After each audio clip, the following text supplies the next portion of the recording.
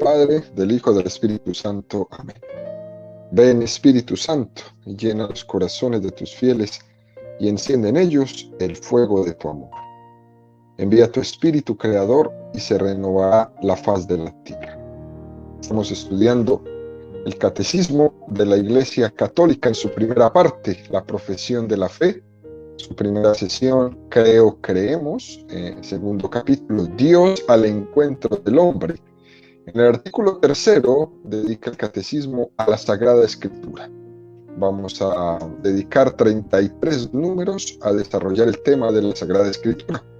En el cuarto apartado, el Catecismo dedica 11 números al estudio del canon de la Escritura, el Antiguo Testamento, el Nuevo Testamento y la unidad que existe entre el Antiguo y el Nuevo Testamento.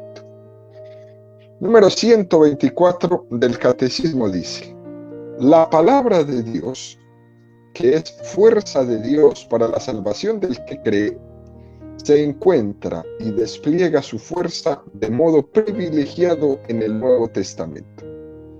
Estos escritos nos ofrecen la verdad definitiva de la revelación divina. Su objeto central es Jesucristo, el Hijo de Dios encarnado, sus obras, sus enseñanzas, su pasión y su glorificación, así como los comienzos de su iglesia bajo la acción del Espíritu Santo. Estas consideraciones, queridos amigos, estas consideraciones iniciales que hace el Catecismo sobre el estudio del Nuevo Testamento están tomadas específicamente de la Constitución Dei Verbum del Concilio Vaticano II, ¿no? La expresión de que la palabra de Dios despliega toda su fuerza en el Nuevo Testamento es muy digna de consideración. No, esto quiere decir que no hay más palabra de Dios en un libro que en otro. Que en la Sagrada Escritura todo es palabra de Dios. Todo tiene la misma inspiración del Espíritu Santo. Pero es verdad que aunque la Iglesia nunca ha hablado, ¿no?, de palabra de Dios de primera o de segunda o de tercera división, ¿no? La Iglesia no ha hablado de libros de la Sagrada Escritura que tengan más inspiración que otros. Eso nunca lo ha dicho. Sin embargo, la Iglesia sí ha hablado de que dentro de la palabra de Dios, en su conjunto, ¿no?, en su unidad, hay como una especie de increscendo, ¿no?, un ponerse al servicio del Nuevo Testamento y de los Evangelios muy especialmente.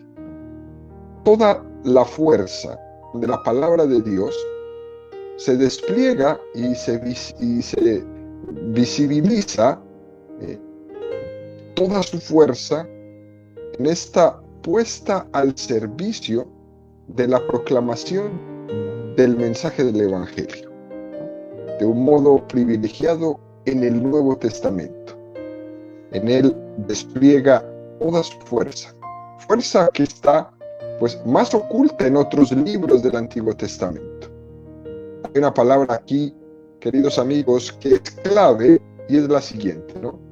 Estos escritos del Nuevo Testamento ofrecen la verdad definitiva de la revelación divina.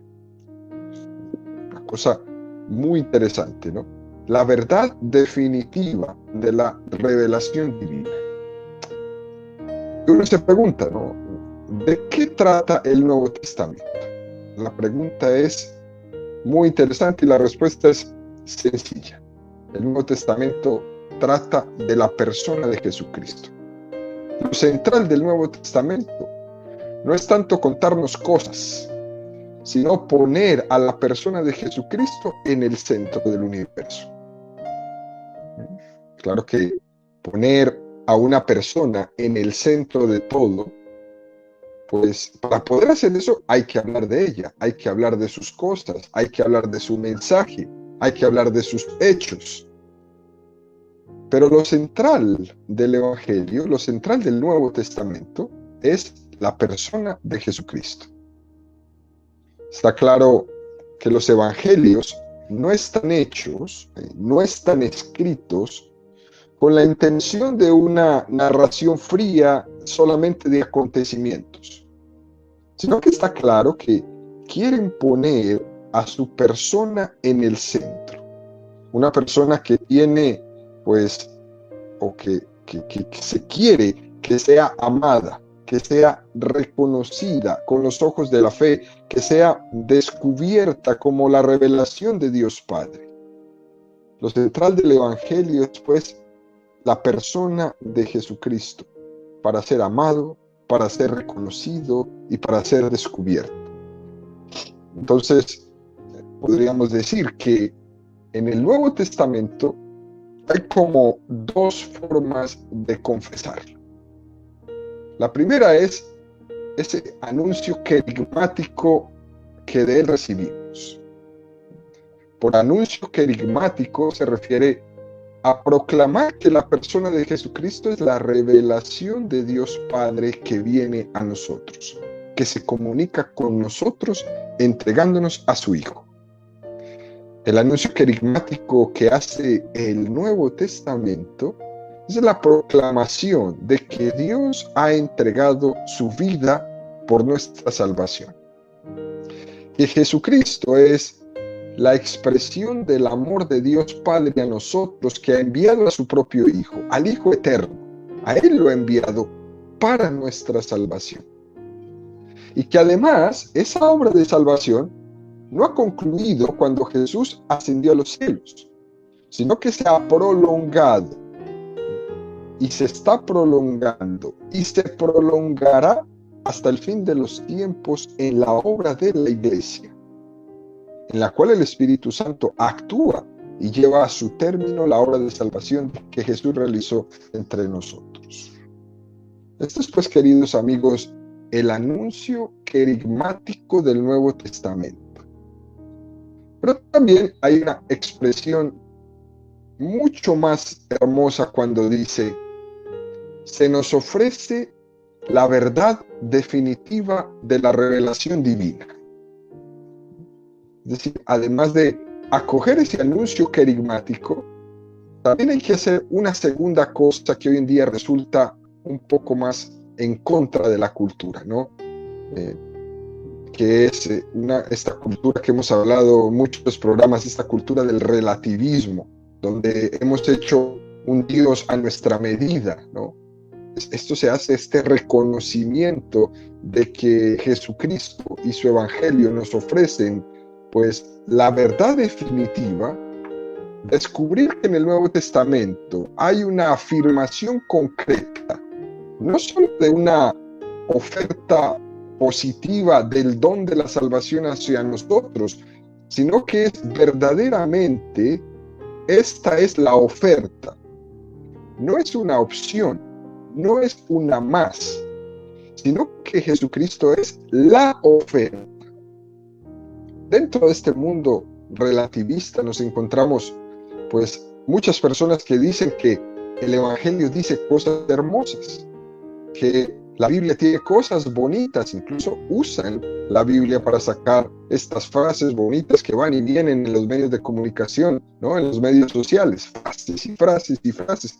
Pero piensan que la Sagrada Escritura es solo eso, ¿no?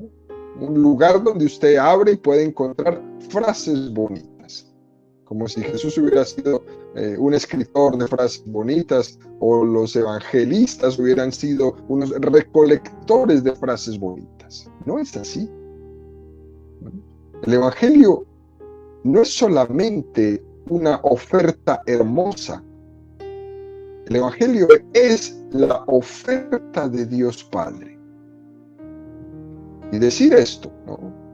Que en lo que creemos es la verdad, que lo que creemos es la revelación, pues estas palabras pueden parecer un poco fuertes a algunos, pero las tenemos que decir así. Pues el Evangelio no es una oferta más entre tantas otras ofertas de salvación que existen en el mundo.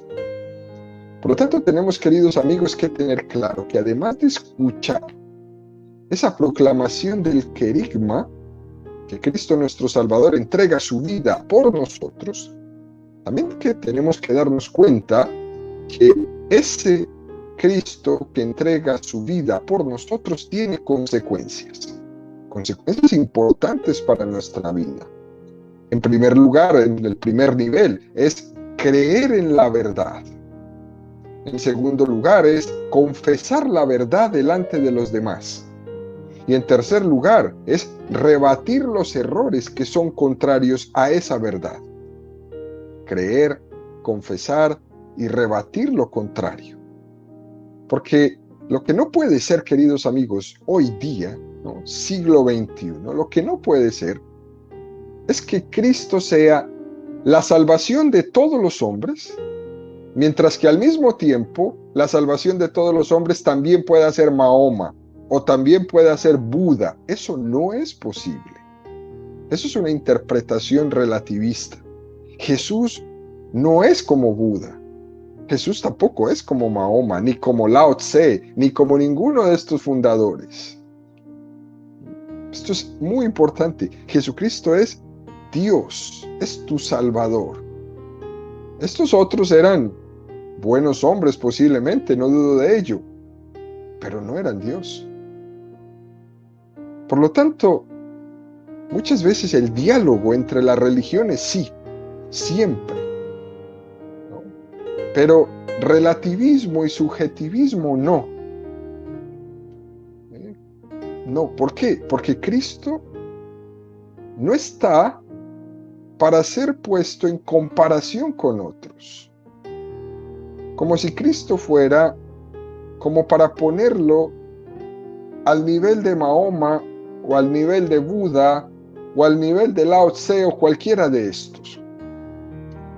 Cristo no es uno más en medio de todos estos.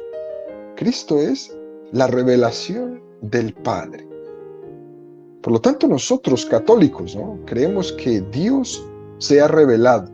Luego, Dios se ha revelado, entonces ha descubierto un camino para seguirle. Nosotros no somos inventores de ese camino. Nosotros somos descubridores de ese camino de Dios.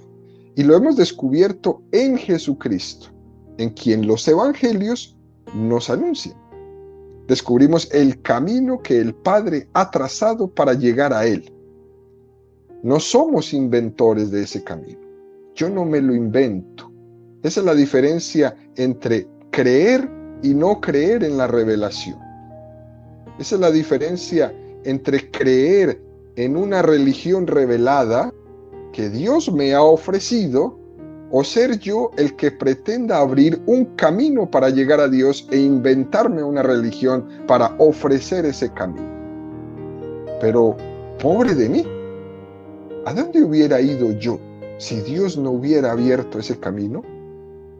Si fuera yo el que tuviera que abrir ese camino, sería obviamente imposible llegar a Dios. No sería posible que yo recorra ese camino sin previamente Dios no lo haya recorrido de Él hacia mí.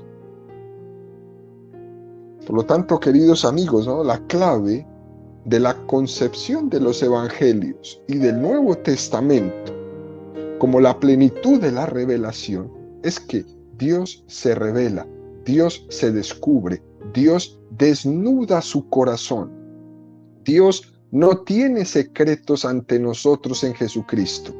Y en los libros del Nuevo Testamento, cada vez que los abrimos, cada vez que los tomamos en nuestras manos y los hacemos con unción propia, nos damos cuenta que Dios no tiene secretos hacia nosotros, que ha desnudado su corazón y que nos ha mostrado el camino para llegar a Él desde Jesucristo. Continúa el Catecismo en el número 125 profundizando y dice: los evangelios son el corazón de todas las escrituras, por ser el testimonio principal de la vida y doctrina de la palabra hecha carne, nuestro Salvador. Esta afirmación del número 125 del Catecismo también está tomada de la Constitución Dei Verbum del Concilio Vaticano II, específicamente en el número 18.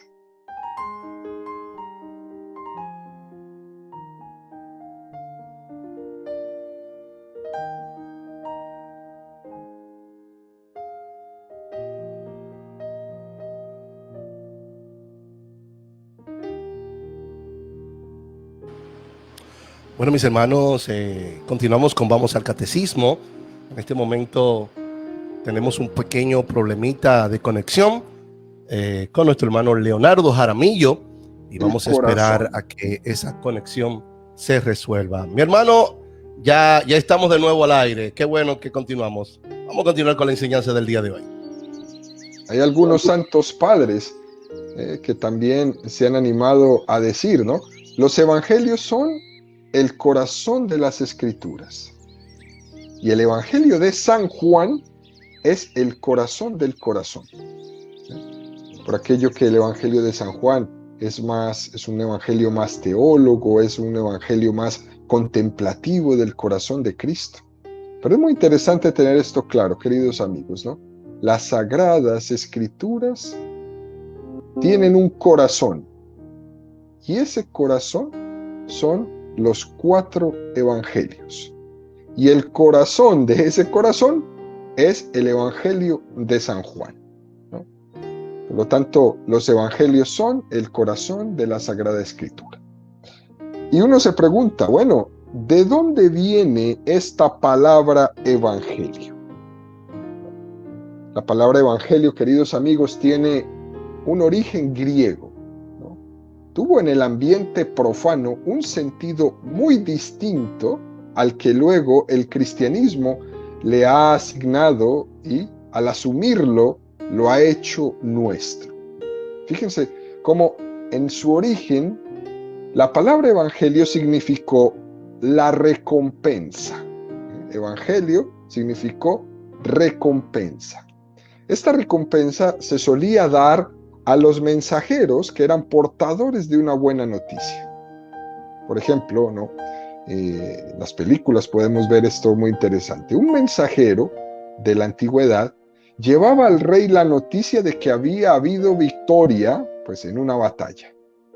No había teléfonos, no había Instagram, no había Facebook, no había nada. Había que mandar a un hombre muy atlético que viniera desde el lugar de la batalla a el lugar donde se encontraba el rey a darle la noticia, ¿no? Normalmente la buena noticia de hemos ganado la batalla. La recompensa que se le solía dar a esta persona por su buena noticia, se le daba una muy buena propina por esa buena noticia que había traído. Esa buena propina, que podría ser dinero u otra cosa, se le llamó evangelio. El evangelio, más tarde, también llegó a identificarse esta palabra, no ya con la propina que se le daba al mensajero, sino con la buena noticia misma que se comunicaba. Al inicio era la propina, la recompensa. Después pasó a ser no la propina, sino que el evangelio era la misma buena noticia que se comunicaba. Entonces, la buena noticia de una gran victoria o de una firma de un tratado de paz, a esa buena noticia se le empezó a llamar evangelio. En el griego clásico, evangelio significó sacrificio. Era el sacrificio que se ofrecía a los dioses con ocasión de esa buena noticia. Ante la buena noticia de una gran victoria o de una firma de un tratado de paz o lo que fuera, entonces se hacía un sacrificio a los dioses. ¿Okay? En resumen, ¿no? Hasta ahora. Evangelio era la recompensa dada al mensajero por llevar la buena noticia. Evangelio era la buena noticia misma que se comunicaba. Evangelio era el sacrificio a los dioses en acción de gracias por la buena noticia comunicada. Incluso, queridos amigos, ¿no? En otras ocasiones, la palabra evangelio aludió al emperador romano mismo, aquel emperador romano que se consideraba como un dios. El evangelio era la buena noticia del anuncio del nacimiento del emperador. Hasta allá se ha llegado, ¿no? Por ejemplo, el nacimiento del emperador romano Augusto en el año 9 a.C., a ese nacimiento se le llama así, evangelio. Así se le llamó. Año 9 antes de Cristo se le llamó evangelio. Fíjese cómo dice el texto del nacimiento del emperador Augusto. La providencia ha promovido y adornado maravillosamente la vida humana, dándonos a Augusto para hacerlo el bienhechor de los hombres. El día del nacimiento de Dios, Augusto ha sido para el mundo el comienzo del evangelio recibido también gracia en él. Muy interesante este texto, ¿no? Por lo tanto, fijémonos bien, queridos amigos, cómo la palabra evangelio en el mundo pagano romano había llegado a ser equiparada con el nacimiento del hijo del emperador, que se endiosaba, ¿no? Y se consideraba una figura divina de salvación. Como vemos, cuando la Iglesia Católica va a utilizar una palabra, pues esa palabra siempre tiene connotaciones, ¿no? La Iglesia no usa palabras por usar y por impresionar personas, o como dicen algunos, para que nadie la entendamos, ¿no? No es así. Las palabras que se usan dentro de la fe están cargadas de contexto histórico, están cargadas de simbolismo, y esto es supremamente importante. ¿Por qué? Porque esa palabra no está vacía, sino que está llena de contenido. Resumamos. Evangelio era la recompensa dada al mensajero por llevar una buena noticia.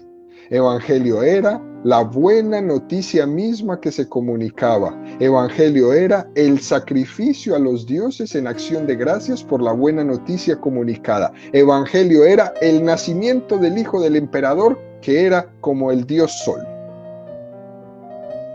Pero una vez cristianizado, la palabra evangelio pues aparece 76 veces en el Nuevo Testamento, con el sentido cristiano de la buena noticia de la llegada del reino de Dios. Ese es el sentido, ¿no? La buena noticia de la llegada del reino de Dios. Ha llegado el reino de Dios. Ha llegado la buena noticia.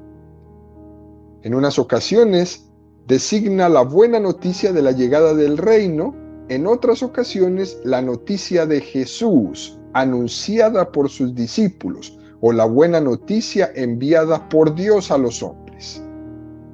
Jesús es el evangelio. Es la buena noticia de parte de Dios.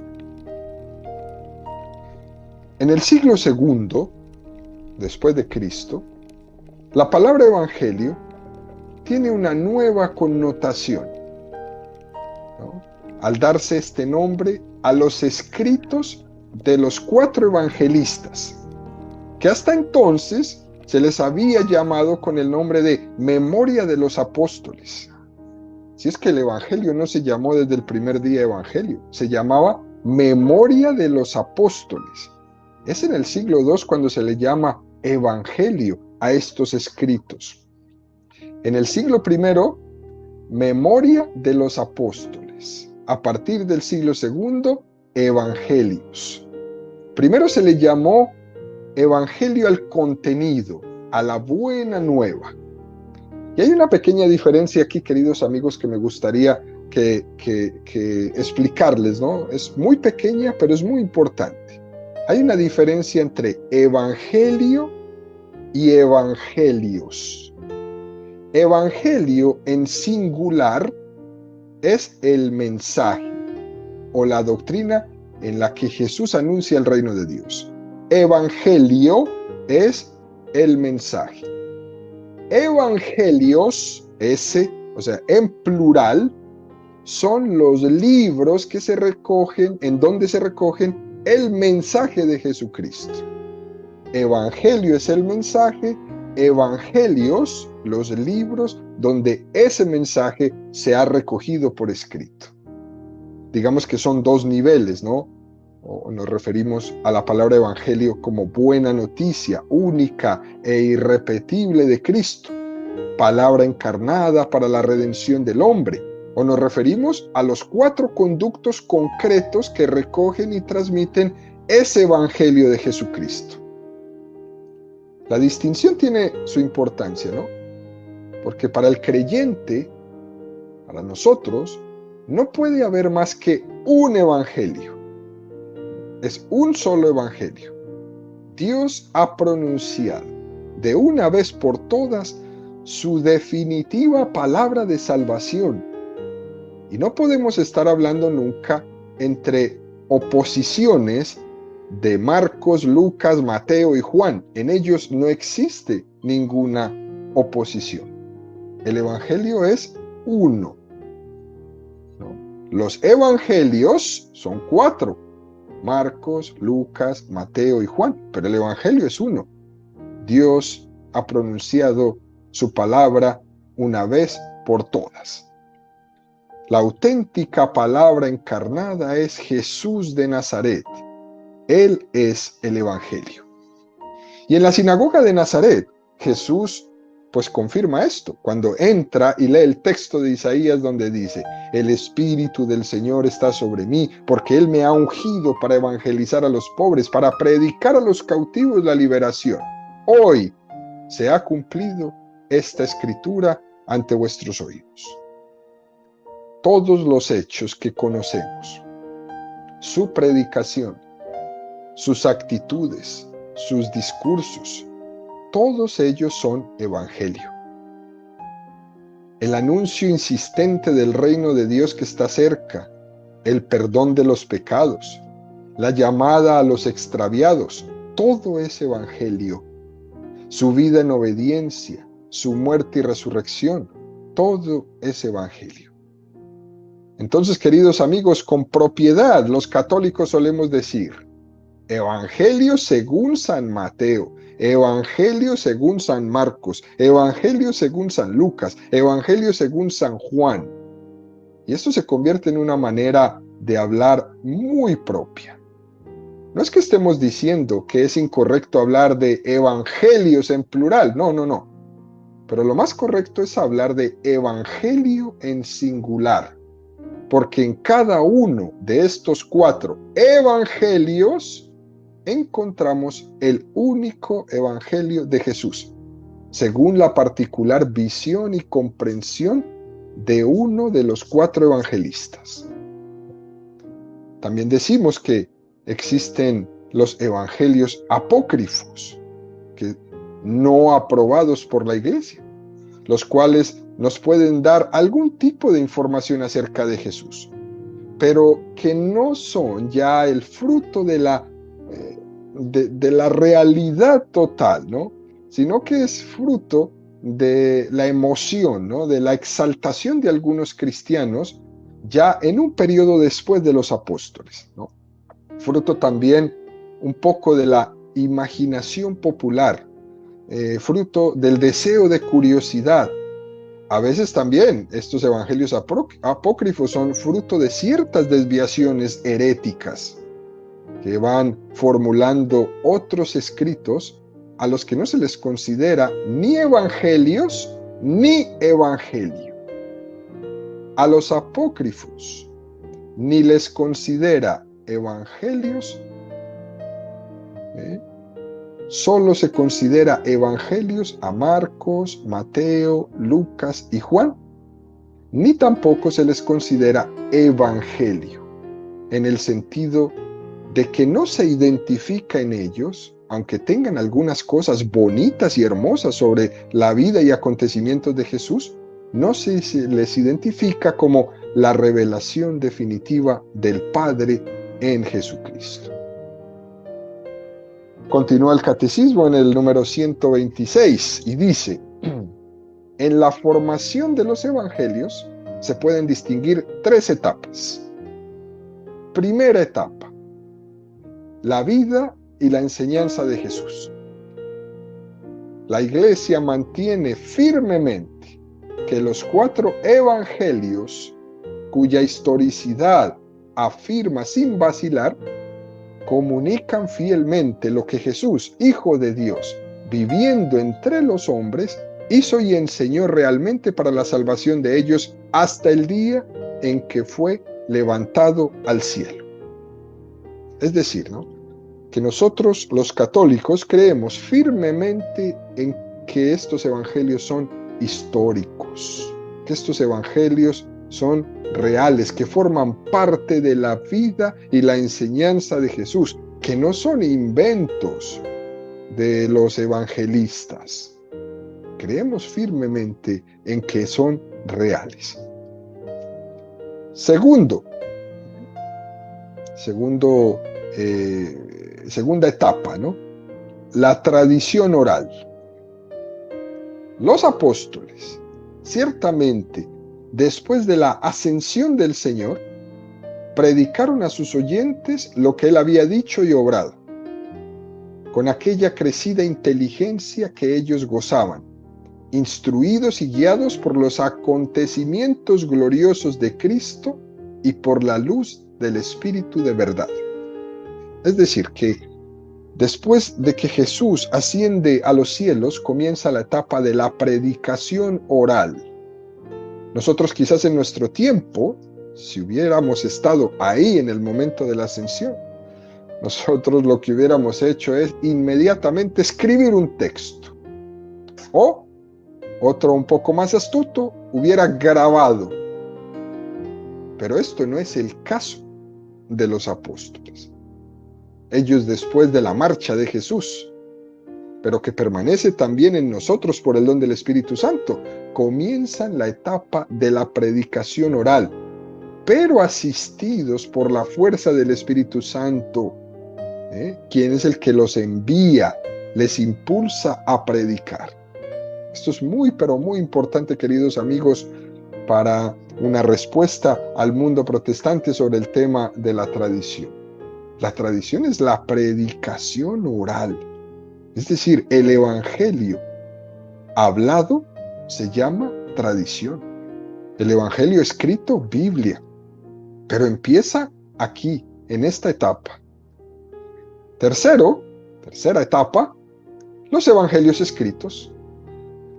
Recordamos entonces, primera etapa de la formación de los evangelios es la vida y enseñanza de Jesús. Segunda etapa de la formación de los evangelios es la tradición oral o primera predicación después de la ascensión. Y tercera etapa de la formación de los evangelios es el evangelio escrito, los evangelios escritos. Los autores sagrados escribieron los 4 evangelios escogiendo algunas cosas de las muchas que ya se transmitían de palabra o por escrito, sintetizando otras o explicándolas, atendiendo a la situación de las iglesias, conservando por fin la forma de proclamación, de manera que siempre nos comunicaban la verdad sincera acerca de Jesús. Por lo tanto, queridos amigos, este número nos dice, ¿no?, que llega un momento donde empieza a ponerse por escrito estas tradiciones orales. Y es bastante posible que antes de haberse recopilado el evangelio, tal y como hoy nosotros lo conocemos, en los evangelios, pasó primero por ser escrito en pasajes sueltos. Por ejemplo, sabemos que la pasión y resurrección de Jesús fue lo primero que se puso por escrito, de la manera como está narrada, con muchísimo detalle, mucho más detallado que cualquier otro pasaje de la vida de Jesús. Entonces, finalmente, los evangelios lo que hacen es poner por escrito, recopilar algunas partes que ya estaban escritas, otras partes de la tradición, y las ponen todas para completar el texto. Y es importante recalcar aquí, ¿no?, que esto que ha tardado tanto tiempo en hacerse, esta cantidad de personas, miles, por no decir millones de seres humanos a través de la historia que han colaborado para que toda esta palabra revelada de Dios pueda ser puesta a nuestra disposición para poderla creer con toda la seguridad necesaria, pues siempre ha estado expuesta a muchos enemigos, ¿no? Los grandes enemigos de los evangelios, ¿no?, del siglo XX, del siglo XXI, es el famoso racionalismo. ese racionalismo tremendo, que se atrevió a negar incluso la historicidad de los evangelios, a atribuir los evangelios a la imaginación de las primeras comunidades cristianas, ¿no? En especial, quizás hay algunos nombres interesantes. Me gustaría rescatar un nombre de uno de ellos que se llamaba el señor Rudolf Bultmann, ¿no? Que viene a decir, pues, que no podemos saber nada del Jesús histórico, ¿no?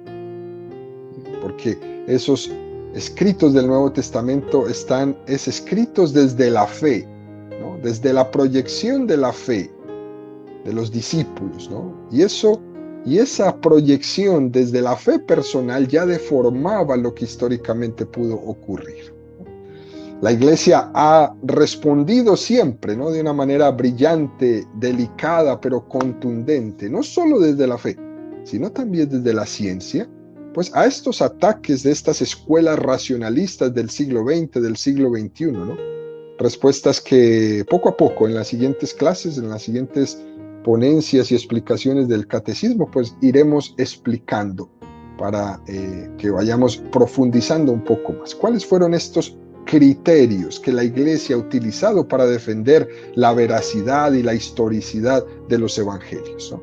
Algunos de ustedes habrán escuchado, por ejemplo, un criterio de múltiple fuente, o un criterio de discontinuidad, o un criterio de conformidad, o un criterio de explicación necesaria, etcétera, etcétera. Pero poco a poco iremos profundizando más adelante sobre estos criterios. Por lo tanto, queridos amigos, no hay dos Jesuses. No hay el Jesús histórico y el Jesús de la fe, no.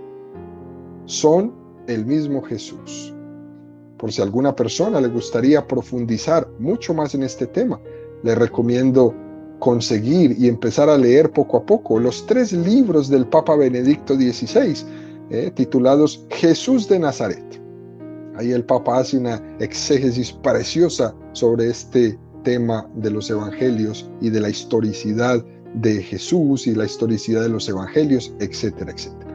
Concluimos, ¿no?, con el número 127 del Catecismo, que es muy sencillo. El Evangelio cuadriforme ocupa en la Iglesia un lugar único. De ello dan testimonio la veneración de que lo rodea la liturgia y el atractivo incomparable que ha ejercido en todo tiempo sobre los santos. Y termino citando del Evangelio, de este número del Catecismo, 2 citas de 2 santos. Santa Cesarea. Santa Cesarea decía: no hay ninguna doctrina que sea mejor, más preciosa y más espléndida que el texto del Evangelio.